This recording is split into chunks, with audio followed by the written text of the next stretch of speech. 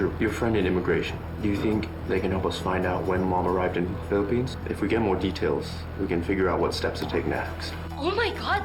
Is this the murder weapon? Bakit nasa'yo yan? Kapag pinalabas natin na si Marikit ang murder suspect, di pareho tayong mawawalan ng problema. Hindi ako makukulong at ikaw naman wala nang maghahadlang para magkabalikan kayo ng ex mo. Yeah, no. I was wondering if you could send thank you notes to everyone who attended the funeral. Okay. Thank you. Salamat po. Kuya, nakausap ko na yung friend ko sa immigration. Na-confirm niya nakauwi na ng Pinas si Mom. Kuya, anong gagawin natin? What if she's in trouble? What if may nangyaring masama kay Mom? Okay, wait. Let's just try focus on what we can, okay? Maybe we can start file a missing persons report, call some hospitals, maybe call her friends. Maybe they know where she went. Okay. Tatawagin ko rin yung mga kaibigan niya. Maybe they've seen or heard from her. Yeah. Sir, si Colonel Molina po. Nag-update lang ko para sa investigasyon. Nahanap niyo na ba yung pumatay sa dad namin? Nag-gather pa kami ng mga ebidensya, pero may nakikita na akong person of interest matapos namin makita yung CCTV footage ng resort.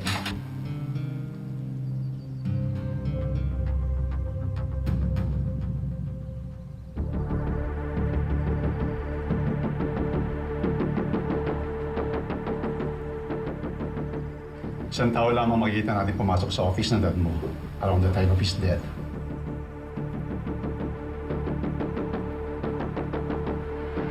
Sigid?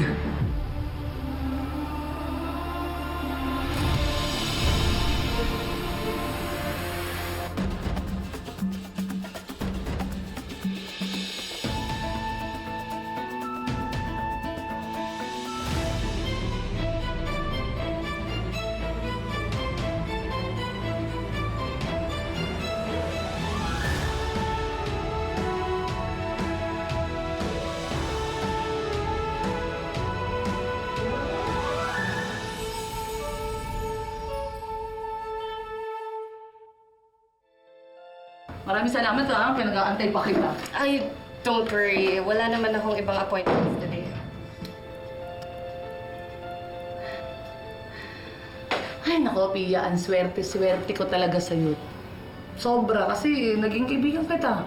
Kasi kahit ganito lang ako, hindi ka nagsasabang tulungan ako palagi. Ay, okay ka lang ba? Parang balisa ka naman dyan. I'm fine.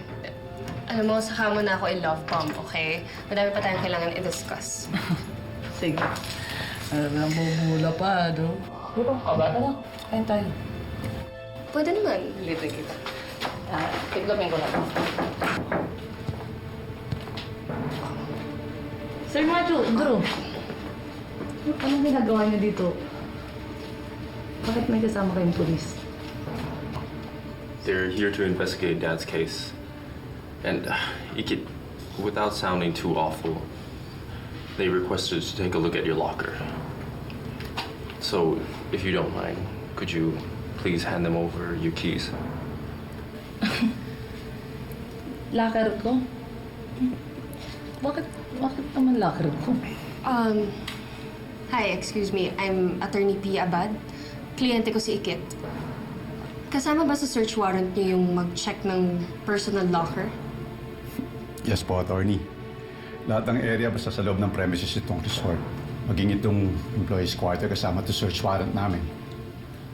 Teka lang, bakit locker ko lang yung inspection ninyo? Wala naman ako talagang kinalaman sa pagkamatay ni Sir William. Naabutan ko lang talaga na nakaganon siya. Kahit alam na itong dalawa, ni Sir Matthew at ni Drew, ba't di nyo sila tanongin, di ba? Ikit, yun din yung ina-explain namin sa kanila. Pero based sa CCTV footage, ikaw lang yung nakitang pumasok sa opisina ni Dad during the time of his attack. Oo nga, pumasok nga ako dun sa opisina. Pero nakita ko si Sir William nakahundusay na tapos na yung krimen. Bakit ako? Tapos na eh. Ikit, it's okay. Pabayaan na lang natin silang tignan yung locker mo. Wala ka naman tinatago, di ba? Oo. Pero check my locker niyo. Bigay mo yung susi.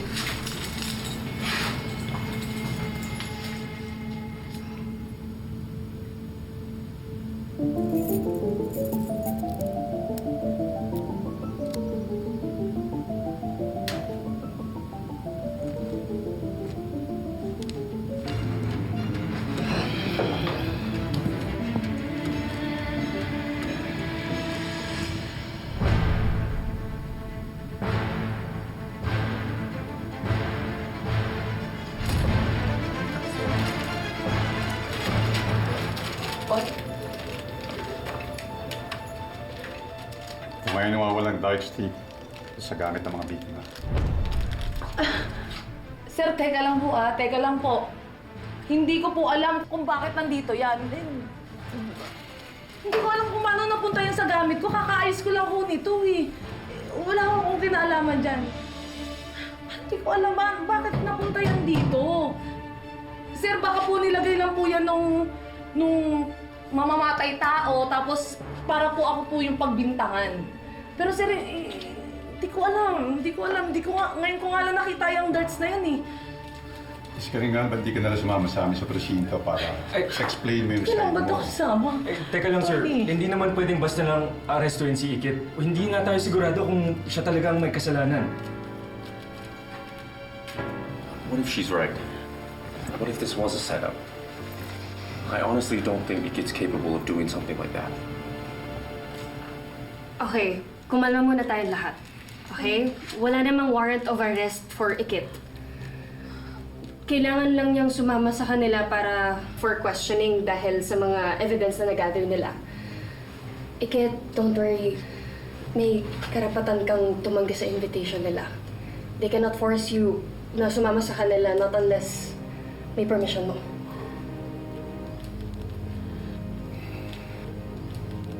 Pero wala ko talaga akong alam kasi talaga dyan, sir. Pero sige. Sige, para... nai-stress ako. Sige, para wala nang problema. Maraming salamat sa concern mo, attorney. Maraming salamat sa inyo. Sasama na lang ho ako para po mapatunayan ko na inosente po ako, sir. Inosente po ako. Maniwala po kayo sa akin.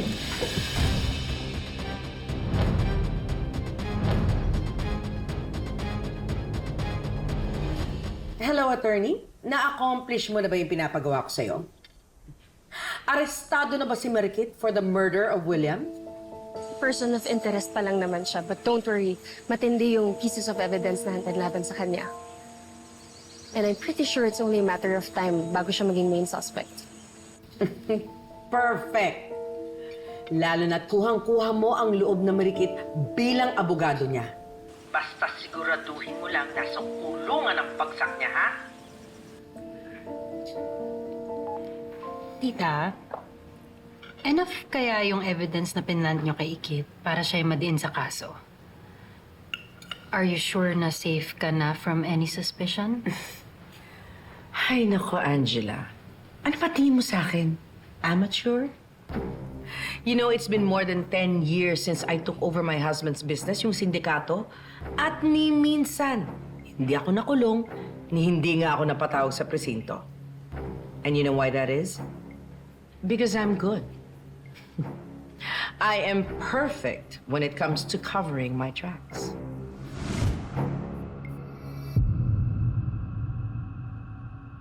At this very moment, pinapaligiran na ng mga tao ko ang bahay mo.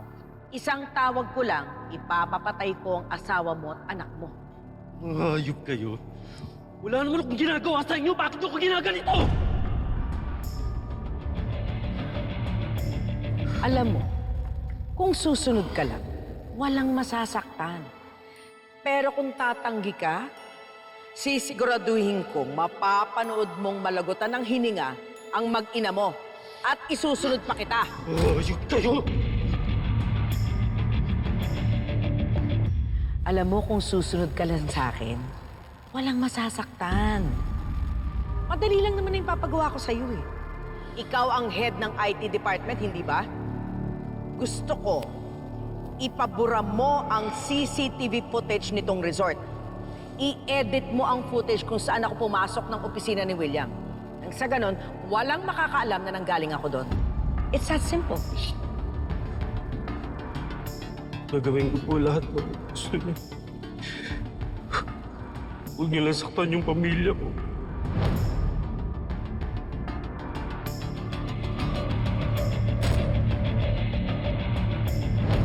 Bilib talaga ako sa'yo, tita. Ang bilis mo mag-isip. Poor Ikit.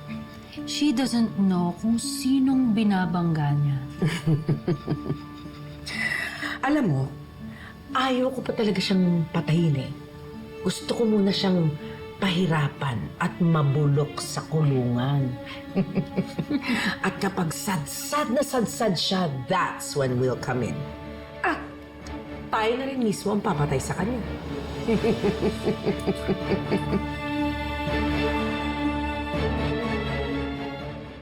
Anong ginagawa mo sa resort ng mga araw na yun? Hindi ba't sinisanti ka ng Mr. Smith ng Lunes? Ba't bumalik ka pa sa resort ng Marquez? Sir, ganito po yan Binalik ko po yung uniform ko. Pero umuwi din naman po ako agad. Pero nag-text po sa akin si Sir Macho na kailangan daw po namin mag-usap. Kaya po ako bumalik. Kung si Sir Macho naman pupunta mo sa resort, bakit na sa opisina ng dati? Kasi sir, sinabi po sa akin ni Blessy na tauhan po dun sa resort na meron daw pong meeting yung mag-ama, si Sir Macho at si Sir William. Kaya dun po ako pumunta sa office ng daddy niya. So hindi ka pumunta sa opisina ng dati niya para awayin to dahil tinanggal ka nito sa trabaho mo? Hindi ko, sir. Excuse me, sir. Under arrest na ba yung client ko? Eh, parang hindi na-interview to eh. Cross-examination na yung ginagawa niyo. Sensya ka na, Tony. Meron akong gusto linawin na ilang inconsistencies. Ikit, kung hindi ka komportable sagutin yung mga tanong nila, pwede kang tumanggi. Karapatan mo yun. Okay. Since wala ka namang ginagawang kasalanan, pwede ka magsabi sa kanila ng totoo. Miss Karingan, nasaksiyan ng ilang staff ng resort yung pagsugod mo kay Mr. Smith ng Marquez ng umaga. Pinagbanta mo raw ang biktima. May ilang salita raw na binitiwan kagaya ng kayo dapat na magdusa. Lahat ng pangaping ginawa niyo sa amin ay babalik sa inyo. At pagbabayaan niyo lahat ng kasalanan ginawa niyo sa amin. Yung ba yung dahilan kung bakit ka nagpunta sa opisina para pagbayarin si Mr. Smith? Sir, hindi ho totoo yun. Oo, totoo na nagdala ako ng emosyon ko kaya ako nakapagsalita ng mga bagay na hindi magaganda. Pero hindi ko intensyon na saktan o patayin si Sir William. Hindi naman kayo sa akin. Hinamay ko kayo mag-skandalo rito. Sinong hindi magagalit sa ginagawa niyo? Eh, pinapalabas niyo parang si Ikit yung may kasalanan eh. Kanina pa niya sinasabi yung side niya. Hindi kayo nakikinig. Bakit ba ayaw niyo maniwala sa akin, ha? Paniwalaan niyo ako. Nagsasabi ho ako ng totoo. Alam niyo, pag-alagala nga lang dyan yung killer, eh. Eh, ba't hindi yun yung hanapin niyo? Ba't ako yung kinu-question niyo? Huwag ako, sir. Inosente ako. Alam ng Diyos yan na wala akong kasalanan at wala akong pinatay. Excuse me. Meron ka ako sa atin tungkol dito.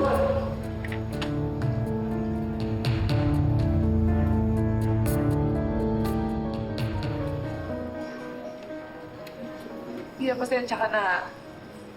Natala kasi ako ng emosyon ko eh. Nakakagalit kasi naman talaga, di ba? Alam mo, gantong-ganto kasi na-experience ko dati kay tatay. Alam mo yung mga polis na yun, parang may galit sa akin eh. Sarado yung utak nila. Kamagalala, naiintindihan kita. Kung ako rin naman nasa posisyon mo, sigurado magwawala naman. Alam mo, Pia, dati akala ko pinakamasakit ng panja-judge sa akin yung light-lightin yung itsura ko. Pero ngayon, alam mo yung kino-question yung buong pagkatao. Hindi ko akalain may mga kagaya nila, Miss Soraya, ni Celine. Nung mga pulis na ito, kino-question yung pagkatao ko eh. Hindi pa man din ako nakakasuhan, kriminal na yung tingin nila sa akin. Huwag mo lahatin.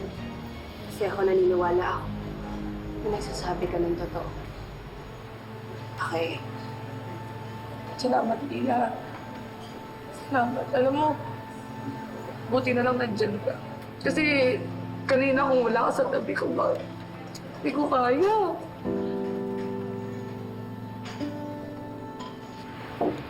Ikit, kumapit ka lang. Malalampasan mo rin to.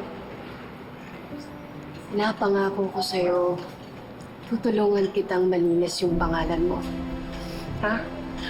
Kung may kailangan kang tulong, kung may gusto kang sabihin, huwag ka mag-hesitate. Nakausapin ako o sabihan ako. Ha? Alam mo, Pia, yung gusto ko. Gusto ko lang mamahanap kung sino talaga yung pumatay. Gusto ko lang mahanap kung sino talaga yung nagsiset up sa akin. Yun lang naman. Kasi hindi ko palalampasin to eh. Sisiguraduhin ko na pagbabayaran niya lahat ng ginawa niya.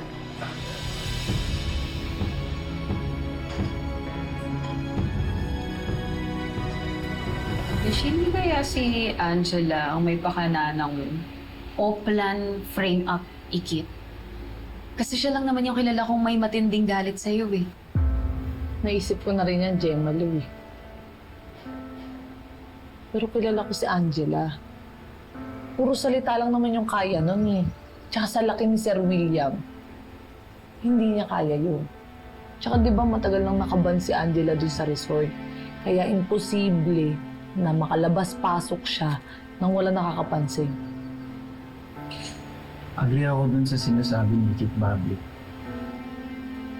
Malamang, taga-resort yung gumawa dun, yung killer ni Sir William. Kaya siya may access din sa locker ni Kit. Pero ang tanong, sino kaya yun? Alam mo, huwag kayong mag-alala. Malalaman din natin kung sino may pakana ng lahat ng to. Sana nga. Kasi kung magkaroon kami ng malaking problema nila Sir Matthew, ni Drew, tsaka lalong-lalo na si Miss May. Sasaktan ako pag tuluyan silang lumayo sa akin. Ayoko silang mawala. Pamahal na sila sa akin eh.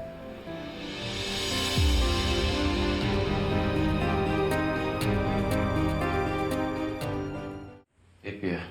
Thank you for earlier helping out Ikit. I would have went to the precinct myself, but I didn't want people to feel like I'm influencing the investigation just because I have feelings for Ikit. I thought it might make things a little bit more difficult for her.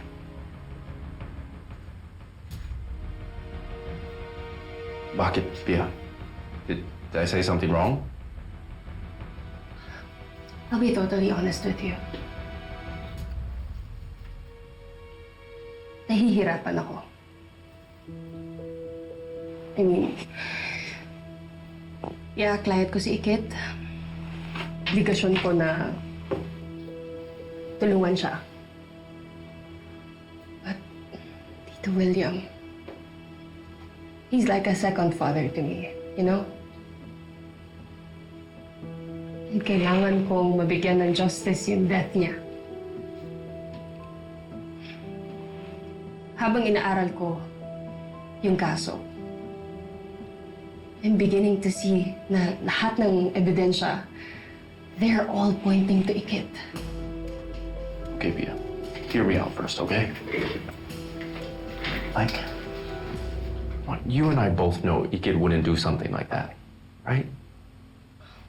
You know there has to be something missing. Matt, malinaw ang motibo ni Ikit. Galit siya sa dad mo dahil sa resort casino.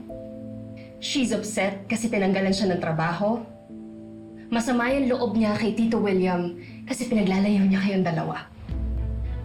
Pia, yes, okay. Ikit and my dad didn't see eye to eye on the casino project. Neither did I. Okay, how does that prove she murdered him? Are you forgetting na nakita sa gamit ni Ikit yung murder weapon? Ano pa ba pruweba yung kailangan mo, Matt? Ha?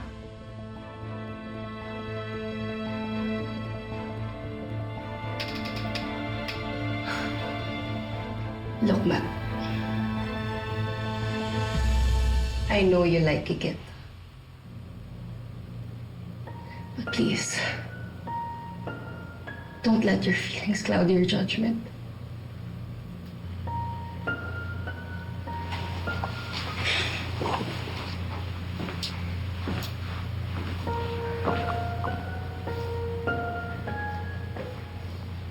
Matt,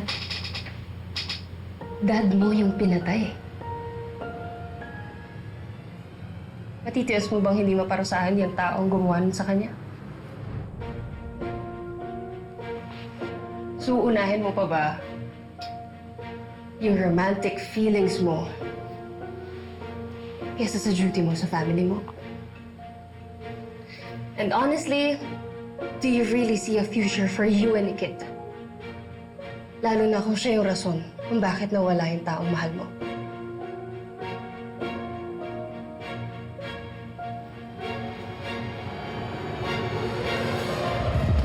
Wake up, Matt. Kung talagang mahal ka ni Ikit, hindi niyo to gagawin sa taong importante sa'yo. She doesn't deserve you. And she deserves to be in jail.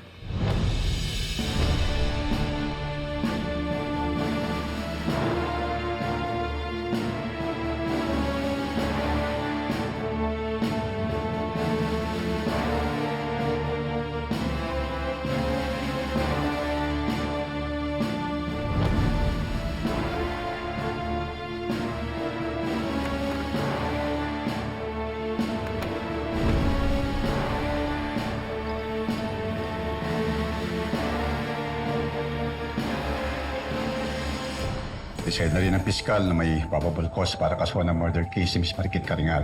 So you're saying she's gonna get arrested? Paano tayo makakaganti sa kanya if she disappears? Kahit sa ang sulok magtago yung marikit na yan, hahantingin ko siya. Dami ko pang pangarap eh. Paano yung kinabukasan ko kung wanted ako, di ba? Do you know where she is? Are you hiding? Something from being true. Naawa ako kay Beshi. Kahit may pinagdadaanan yun, matatag yun. Malalampasan niya yun. Ikit!